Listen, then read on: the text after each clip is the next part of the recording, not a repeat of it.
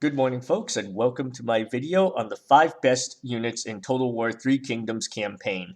So, as that title would suggest, we're only talking about the campaign side of the game. Multiplayer is a lot different because multiplayer, you have a lot more opponents that are going to play meta, or they're going to try to hard counter whatever you bring. So, the units that are going to work well for you, A, are going to be different, and B, are going to be highly dependent on what you think your opponent's going to have in their army. Now, let's go over a couple of kind of criteria that I used. So the first thing for me is the unit's overall ability to survive in battle. And that's because, simply put, a dead unit doesn't get any kills, it's not going to hold your battle line. So the unit's ability to stay in combat and stay alive is very important to me. In addition, the ability of that unit to deal damage. Now, it doesn't have to deal damage in all the different phases of combat. It doesn't have to be good at melee, good at charge, and good at ranged. But it has to be able to deal significant damage in one of those areas because obviously if the unit can't really deal damage, it's not going to be that useful to you. The last thing I look at is flexibility. And flexibility can take a lot of forms. It could be the ability of the unit to fight at range and in melee. It could be the ability of the unit to fight as a ranged unit with good armor. There's a lot of different ways that flexibility can come into the game. But basically, by flexibility, I mean I want to see the unit be able to excel at a couple of areas. And that, I think, is very important as well because it basically means that you don't have to bring as many specialized troops. You can have one unit that's kind of good at a couple of things. Now, I will go over army composition a little bit in terms of the heroes that you bring. Don't pay too much attention to these heroes because this is a custom battle. I don't have video editing software because, quite frankly, I am borderline retarded with technology. And I'm not going to go and try to splice videos together and, merge clips and do audio over the sound of the clips anyway. It's just not something I'm good at. I would waste way too much time doing it. It would actually probably come out worse than this if that's possible. So I'm just doing kind of a ghetto setup here where I just pulled the 5 units that I think are the best units of the game and put them into a custom battle and pause the battle. So we're just going to go over each of these units individually, but before that, I do usually like to go with one strategist in my army. I feel like the strategist is very, very important in campaign mode because, first of all, he's the one that lets you bring trebuchets, which, even if you don't use trebuchets in open battles the way I do, I feel like they're very important for taking down settlements. In addition, your strategist also uses cunning, or is it cunning or expertise? I can never remember which one it is. What it's called in this game. I actually think it's expertise that it's called. But he uses the blue attribute. We'll just refer to it that way. And what that does is the higher it is, the more ammunition your archers and missile units bring to the battle. And that's very, very important because if you're involved in archer duels or if you're just outnumbered, it's very useful for your missile troops to be able to shoot more, quite obviously, because more shots means more enemy casualties. At least so runs the theory. But that's one of the reasons I believe that the strategist is almost required in every army if you want to be at maximum efficiency. Now, the other hero I take is I usually take a champion, or the green hero, as we'll call them, or you can take a sentinel, who is the purple hero. They're both really designed to kind of buff your meat shield, frontline type infantry. I prefer the champion because, one, I think the champion is better against enemy heroes in duels, although the sentinel is quite good as well. But also the champion focuses on spear and glaive infantry, which I tend to prefer as my frontline holding unit, just because they have that bonus against cavalry or bonus against mounted troops. Now, the champion can get an ability that basically negates the enemy's charge, but spearmen and glaivemen can actually reflect charge damage back onto the cavalry unit, which is much more useful. In addition, the Sentinel's ability will only affect one unit that he buffs, whereas the champion can bring as many spear units as she has space in her army for. So that's why I generally prefer the champion over the sentinel. However, the sentinel is a viable option as well. And then the last hero spot is going to be filled with the red hero, which is a vanguard, or the yellow hero, which is a commander. So it really kind of boils down to what you want to do. The commander is more built for melee and saber cav, whereas the vanguard is more built for shock and lance cavalry. I prefer the vanguard because I feel like cavalry units in this game are generally a lot smaller than infantry units. You'll see they're usually about 25% the size of an infantry unit. which means especially in the end game, no matter how good your Saber Cav is, they could get overwhelmed very quickly by sheer numbers of infantry. And so I don't like to leave my cavalry in melee, and Saber Cav is melee cav.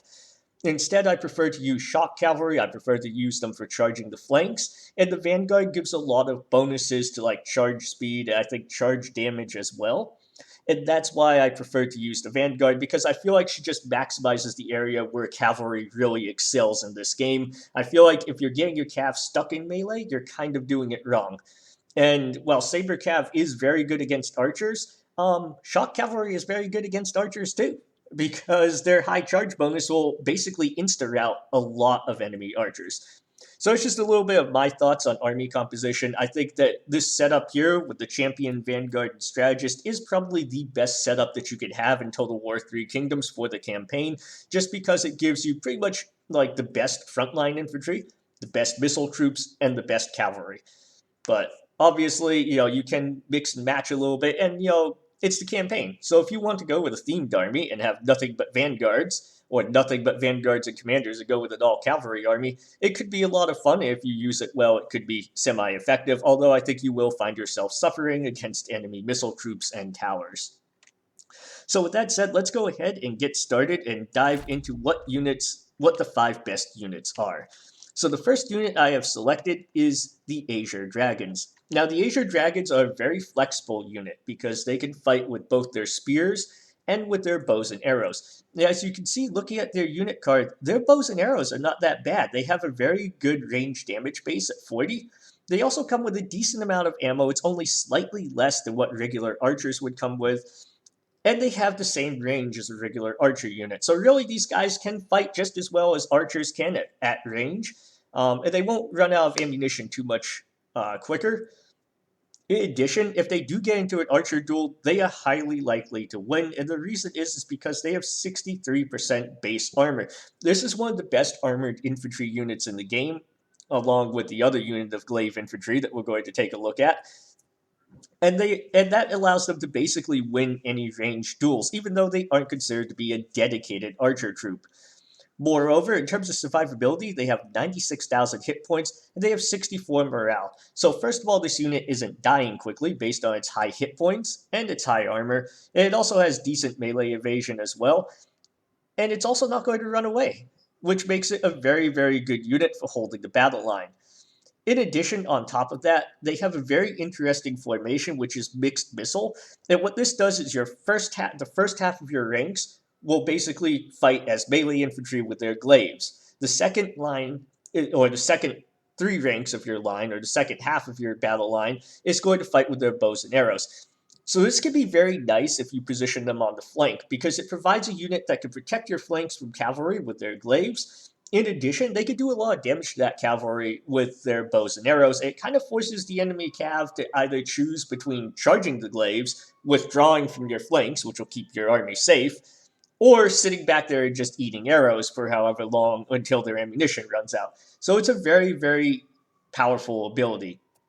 Now, they also have a hollowed square formation. This is pretty standard to a lot of glaive and spear infantry, but it is a very good formation for them to use. If they are getting surrounded, they could pop this, and they could go with plus 10% melee evasion, which will make them even more difficult to kill. It also gives them that charge reflector versus mounted, which is very important to making glaive infantry very effective against enemy cav.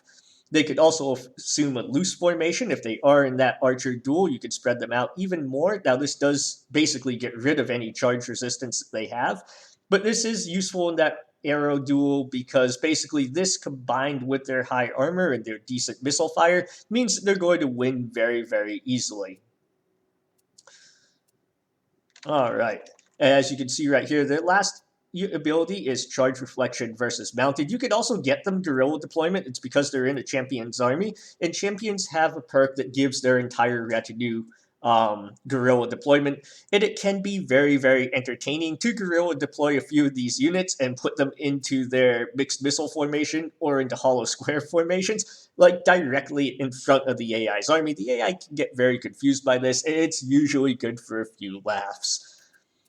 In addition, the charge reflection versus mounted. Charge reflection is what really makes the champion's units, in my opinion, because of the champion's ability to bring spear and glaive units that have charge reflection. This is what makes her preferable over the sentinel, because charge reflection doesn't just negate the charge damage of the opponent, it actually turns some of that charge damage back on them, which is why you'll watch cavalry units charge into stationary units of glaive and spear infantry, and it's like they charge in, all get unhorsed and killed.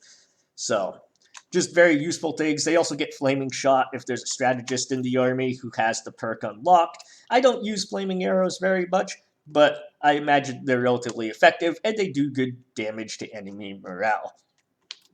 So let's go ahead and just take a unit at this other unit of Glaive Infantry. Now, these guys are also very heavily armored. They have 53% armor, 96,000 health again, and they have even higher morale. And they are the Protectors of Heaven. Now, these are probably the meatiest Glaive Infantry that you could put in the game, and if you don't want to go with Azure Dragons for whatever reason, maybe you didn't go up that particular tree in the reforms, these guys will do just as well. And they might actually do better as a frontline holding unit because they do have better melee evasion. And they have, although their armor is slightly less good, but they also have 50% ranged block chance. Now, honestly, do you really have to worry about ranged block chance? It's debatable. However, if your opponent is bringing a lot of crossbows, that could negate the heavy armor on the Azure Dragons. And in that case, it would be nice to have this 50% range block chance. And these guys would definitely be able to stand up to sustained crossbow fire much better. They also have 37 melee damage base, which once again is sort of middle of the road for an endgame high tier unit of infantry. But once again, Glaive Infantry, they don't really specialize in melee damage. They specialize in just kind of being able to do a little bit of everything. Now, these guys also have similar abilities. They have the Charge Reflection versus Mounted. They have the Hollowed Square. They also have the Spear Wall Formation. And this gives them a bazillion percentage increase in charge resistance. It gives them better melee evasion, but it does get rid of their ranged block chance. So use this if you think your enemy's about to hit you in melee, especially if they're about to hit you with some very high damage melee infantry units. You can pop this, get them into this formation. It will give them a much better chance of surviving. In addition to this, they also can get the guerrilla deployment, and they come disciplined. So they don't suffer a morale penalty when the general dies. Now, if you're using a champion and you bring them in this army, this could actually be quite useful because every now and then you'll do what I do and misjudge what your champion can actually take on in battle, and then your general will die. So these guys not taking that morale hit is very valuable because if your whole champion retinue, which is your front line, decides to take a massive morale hit all at once and decides to rout, that will leave your crossbow men and your archers very, very vulnerable in short order. So the other thing these guys do that is very useful, whoops, I have the wrong unit selected, but they have Scare, which is basically the same as it worked in Total War Warhammer. So basically, Scare reduces enemy morale. So if you have a bunch of these guys together, they're basically going to reduce morale all across the front of your battle line, which is very, very useful if you have an enemy army that's already had to march across the map under your missile fire. Now they get into close combat with your front line, and they get their morale reduced even more. It really makes them vulnerable to the shock cav charge into their flank, and this is often enough to rout enemies almost instantly as soon as the cavalry hits them. So basically the way I look at it is if you want just a very, very beefy front line, you take the Protectors of Heaven.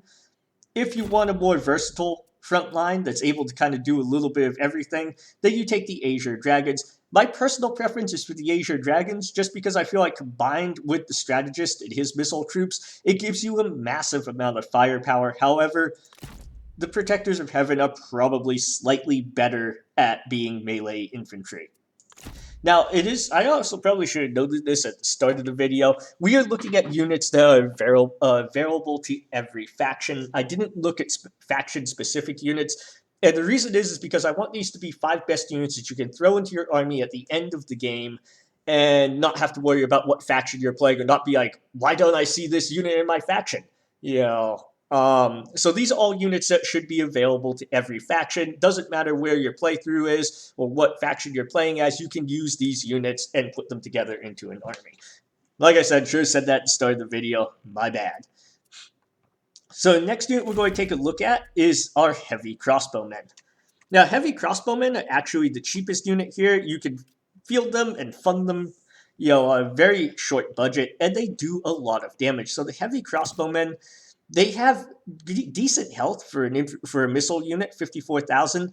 They also are not terrible on morale, although obviously they aren't going to stick around very long if they start to take casualties. That's just the way most missile infantry works. They have terrible melee stats. However, their terrible melee stats are slightly offset by the fact that they have 53% armor, which is the same armor that these Protectors of Heaven have.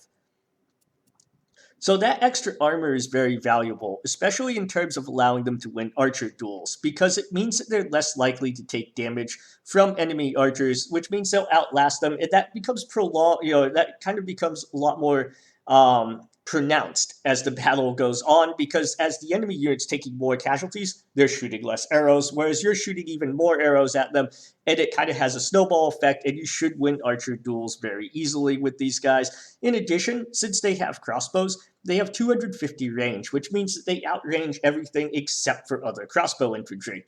This is obviously very useful because you can get at least one good volley in before the enemy even gets close. They also come with 32 ammunition, which is a lot of ammo. They're not going to run out of ammunition anytime soon. For the most part, my heavy crossbowmen make it through almost all of my battles and still have some ammunition left.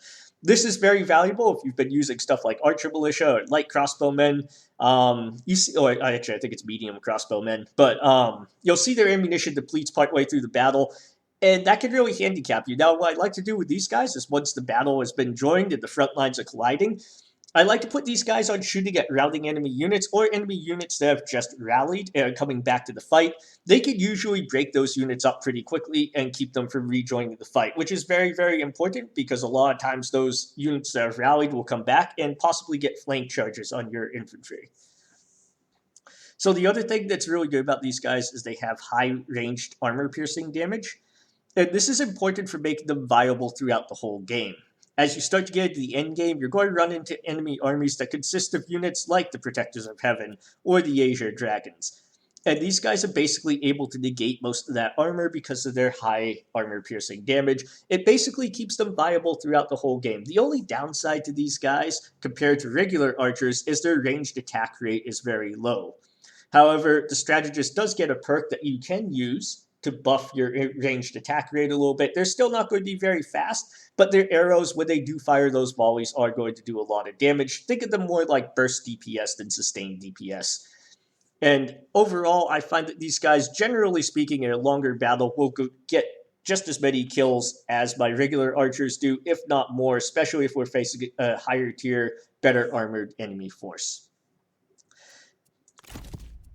So the fourth unit that we have here is the Trebuchet, and Trebuchet is interesting here because they are the only one of these units that you can recruit in turn 2 of the game, turn 2 being the first turn where you can recruit units. Obviously, you have to have a strategist in order to do so. However, they run about 1,000, I think about 1,000 gold to recruit, and which means that you can get them in the second turn of the game, and they are very versatile and very valuable. Now, a level 1 Trebuchet is very inaccurate. It can't hit the broadside of a barn door. However, once you get these trebuchets up to about level 6 or 7, they will start to become very, very accurate. They'll take down towers with ease, and they can also start targeting even moving infantry. The only units they struggle with are fast-moving enemy cavalry. Even at rank 10, you'll have a hard time hitting fast-moving enemy cav, so I wouldn't even really try. Now, the nice thing about the Trebuchet is it also can get flammable rounds. Now, these rounds are very useful during sieges because what it allows you to do is it allows you to set enemy towers or walls, in the case of wooden walls, on fire.